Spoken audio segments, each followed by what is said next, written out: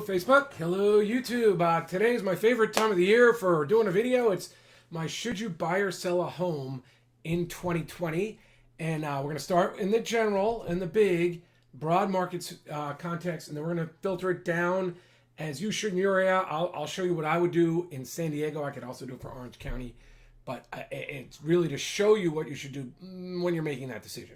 All right, so let me just close this out so I can see where we are. Good, that said what it's supposed to. Now, I made notes because this is very important.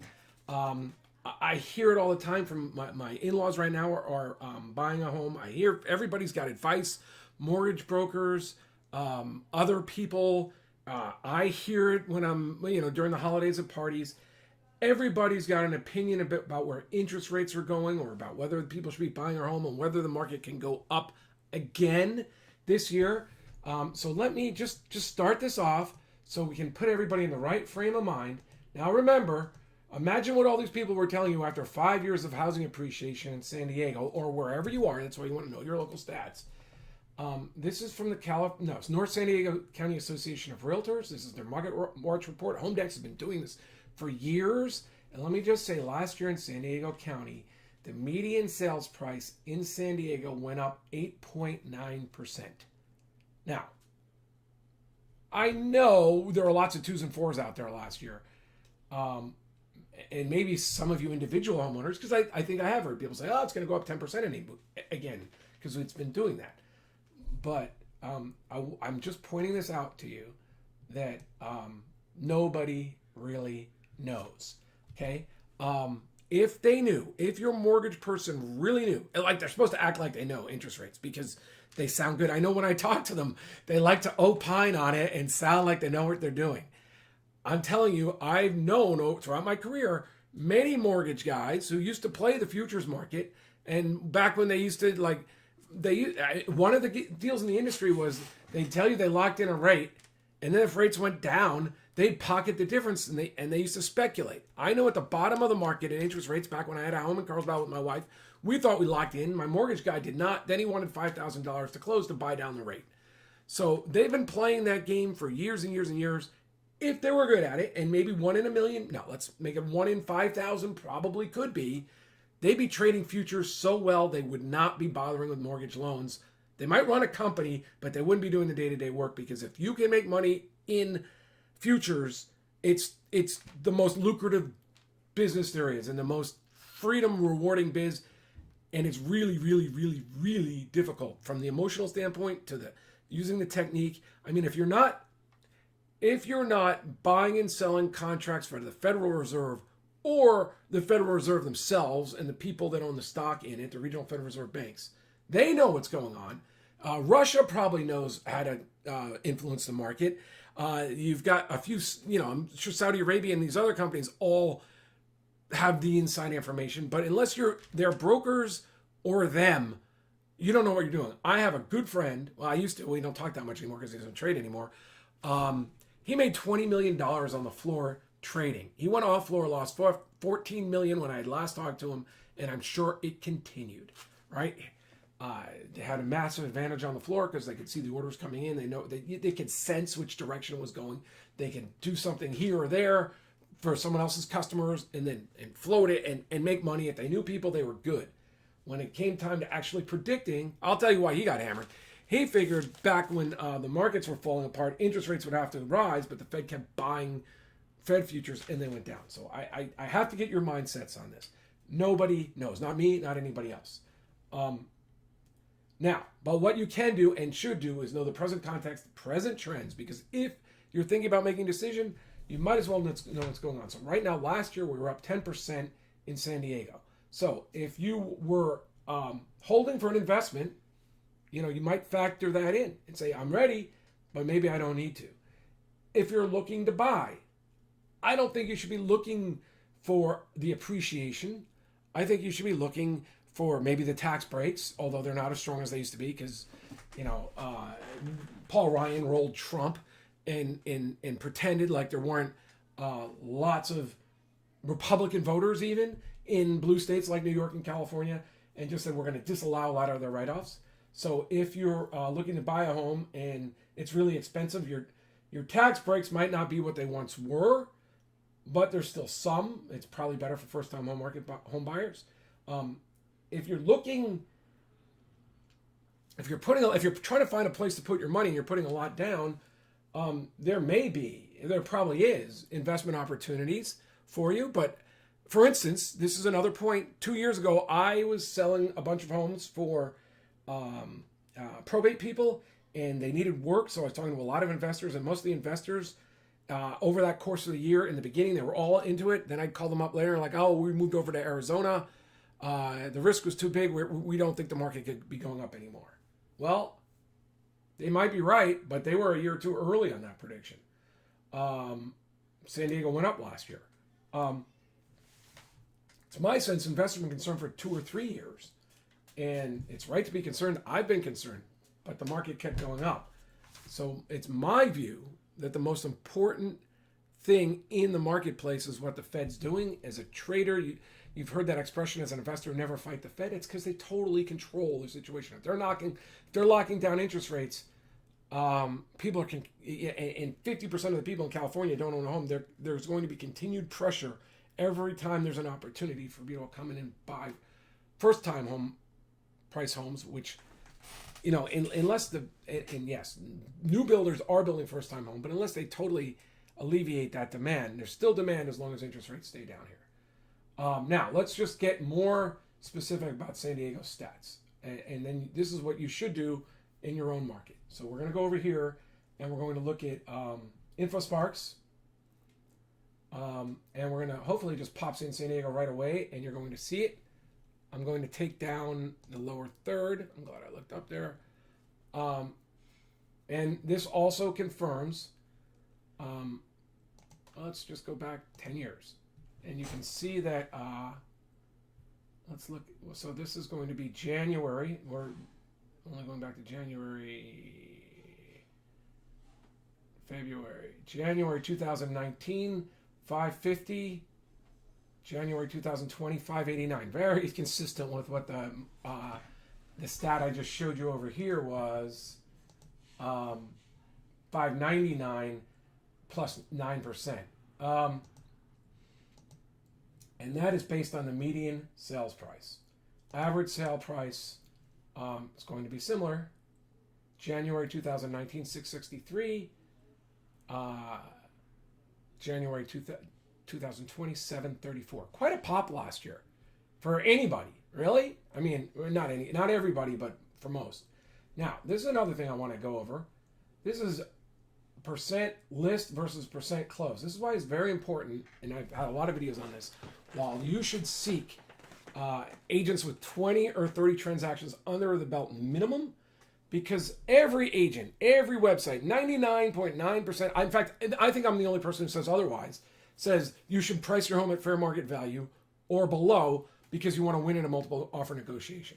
I'd say if you're working with an average agent, you have to price above because they're on average only selling it for 97.3%. Now, if your agent's done 20 or 30 transactions, they can convey to you a substantial multiple offer process. Then you can use their strategies and think it'll work for you and maybe get 100, 200, 300, 400, 5% of list. But they have to do a few things. Like I'd have a range. I have other videos on that. But let me just say, once again, it's still holding that the idea that you can work with a discount agent or an average agent and not see a difference between that and a great agent who's a great process is it's really who you're looking at, right? It's very agent dependent because the average agent sells your home. They tell you to price it low and then they sell it a little bit lower. That's what you want to avoid. If you'd like to talk, go to winnerscheck.com. I will help you. I do this for family, friends, and clients. I'll help you find the best agent in your area. I'll make sure that they use a multiple offer process for that first week for you that can make all the difference in the world. And then they turn into a normal agent at worst. But still better. They're still going to communicate better. They're still going to work with buyers better. They're going to experienced agents sold 20, 30 homes at least, is really the way to go. So that is the overall context. Now, let's say you were selling a home in 920. I'm going to do zips because it's just faster. Because unfortunately, they don't do just say Carlsbad. They break it up into 4 spots. So let's go back to sales price, average, median,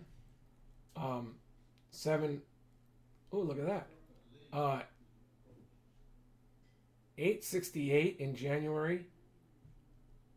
808. So Carlsbad really bounced around. Surprising to me. Let's do. Well, that's part of Carlsbad. Let me type in Carlsbad South. See if we see the same thing. Let me go to Carlsbad. Okay, now this. Okay, so if you're in Carlsbad, I think what. Well, let's see. Let's see what the trend is. La Jolla. Okay, La Jolla. Wow. So, if we're November 2018. So, okay, so consistent with some other markets, the luxury market might be slowing down. Let's go back to San Diego and let's go over. And I know I know this throws off stats a little bit. Like I understand the critique of this. If I'm only looking at $2 million homes and the homes are going up and down, I understand this is less than a perfect measure. But I guess we could do 3,000 to fix 6,000 square feet. All right, so now we're starting to see an issue, right?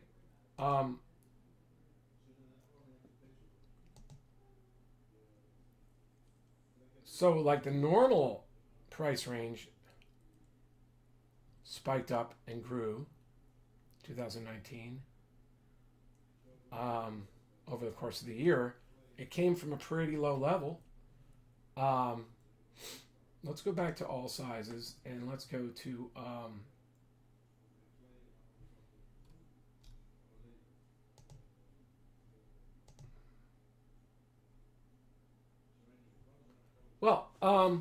okay. This is interesting. So this is why, if you're looking in your area, let's say you're looking in, I live in Poway, 92064. I used to live in Carlsbad. Poway is reflecting more of a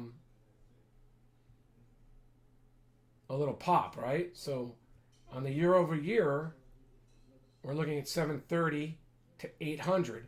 So to some degree, I think it might depend on, let's go Carlsbad, let's go Encinitas. Encinitas bouncing around. Rancho Santa Fe.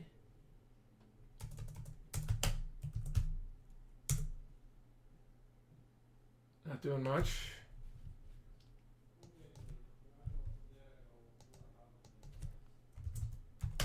Del Mar.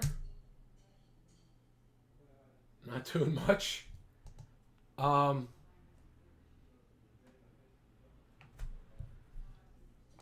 Bay Park. Doing a lot. I'm afraid to do entire MLS because it might be bringing data from other areas. Bonsall. Let's do Vista.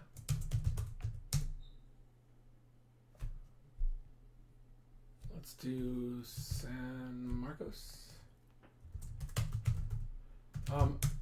Obviously it's places that I used to have sold houses, used to sell houses, are popping in my head more. Point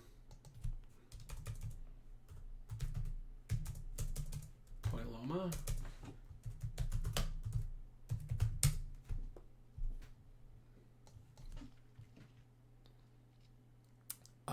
Oceanside.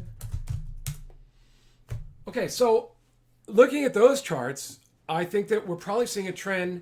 Like in New York, the top of the market has fallen apart. And it's because there was a lot of supply, we've been told, and because Chinese investors weren't coming in as much. I think that we're seeing, and we'll have to monitor this now. I think that what we saw is that lower end, the first-time homebuyer market is still super strong, but that as you go up in price, the year-over-year appreciation is slowing down. So I would have to I think the investors who were scared, they buy the fixer-uppers in that first-time home buyer, the downsizing market. They were scared. They do seem to have been out early, but maybe they were sensing, considering the fact that we're at really low interest rates, the fact that Carlsbad, I didn't expect to see that. You can see my videos. I did probably the last one probably in the fall, October, November, and I didn't expect to see that much chop. Right, that's in the trading terms that'd be consolidation. I expected to see a trend up still.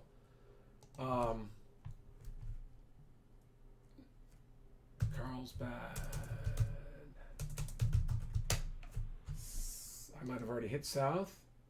Okay, so that it's still choppy though. It's not really a sweet trend. Down here to here is up.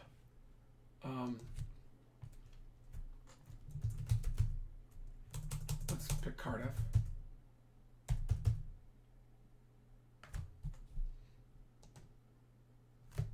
All right, well, so that's the report, right? I'm getting a sense from the data that the upper end of the market, from looking at the charts of the data, the upper end of the market, my thesis would be that the upper end of the market might be consolidating, chopping around, not really in an upward trend, whereas the lower end, the first-time home buyer market, is still strong. That's why the national home builders are building first-time home buyer market still in general, when you review the reports.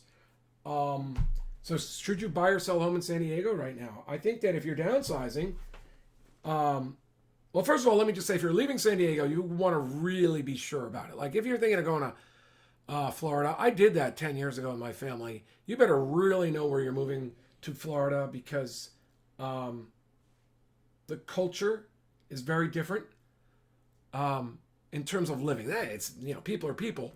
But the way it is there, the seasonality, the lack, there's so many people that don't have interesting stories about the future because they're retired. There's so few jobs that everyone's a realtor.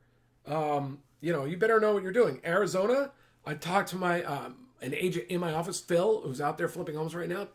Give me a call. I'll put you in touch with Phil. Massive exodus of California going to Arizona right now. Phil goes to the new home builders all the time because he's always looking for deals and opportunities to put smaller amounts of money to work. All of them report massive exodus from California to their housing developments. I think the nice thing is because it sometimes takes 3, 6, 9 months to deliver, so it gives people time to set in place what they want to do and their move and everything else. That's why there's a lot of new home purchasers going there right now. That's how it was in Florida 10 years ago, by the way, from the Northeast down. If you're looking to buy, I have a friend who found me on Facebook from college. We played intramural floor hockey together. He's looking, he's in his 50s. His wife and him are looking, they love California and they want to buy a second home, sort of a condo out here. I didn't even know that was the point. I just said, he's like, how are things? I go, well, I love California. So, I mean, if you love California, you probably understand that there's a risk that the prices could go down a little bit, especially in the short run if interest rates went up. Long run, there's still probably plenty of demand here if the government doesn't mess it up. And I mean federal and state. I mean, the weather, the blue skies, the opportunity for the beaches, the recreation. I've just been snowboarding. You can drive to great snowboarding even though there's not a lot of snow this winter.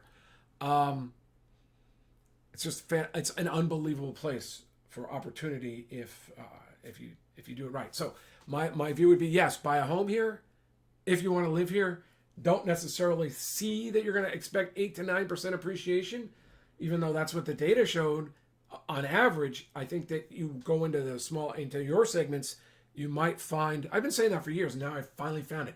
The other than the top end always being a little bit slower.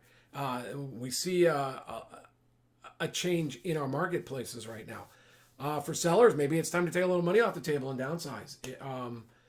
So still own a home, but sell your big one, move into that smaller one, keep your costs down, have more cash. So anyway, that's our 2020 market report. I'm going to keep an eye on it now. I have a reason to. It's hard to go back and say the same thing every time that I've been doing for years. So now I am going to do it. I'm going to make a note to myself that I should be doing it the first week of every month. and let's see if I stick to it. So John McConnin. Now, if you want to buy or sell a home, I'm really explaining this quickly.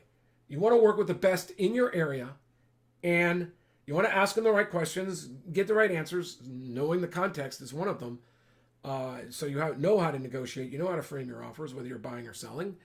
And if you want to work with the best, it's probably pretty easy to select them. I've told people how in my videos, 20 or 30 transactions minimum.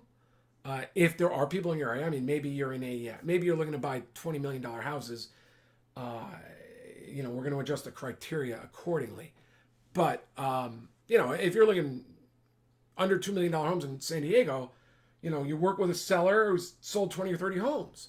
You work with a buyer who's helped buy 10 to 20 of those homes, because it makes a difference. And then if you want to turn that buyer also into a discount realtor, if you contact me, I will negotiate a commission reduction for you.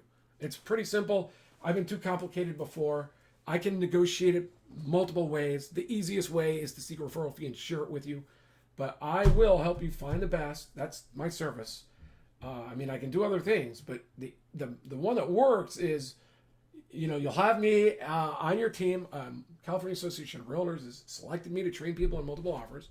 So you have me on the team as oversight, as backup. If escrow is having a problem, if title's having a problem, if the buyer's lender is not performing, I can write emails and letters, make a few calls. So you'll have me on the team, and we'll actually get you paid for doing it. We'll negotiate a discount with your realtor so that you don't even, you'll actually get paid for working with me, essentially in the end. So winnerscheck.com to find out more about that. Thanks. Talk to you later. Bye.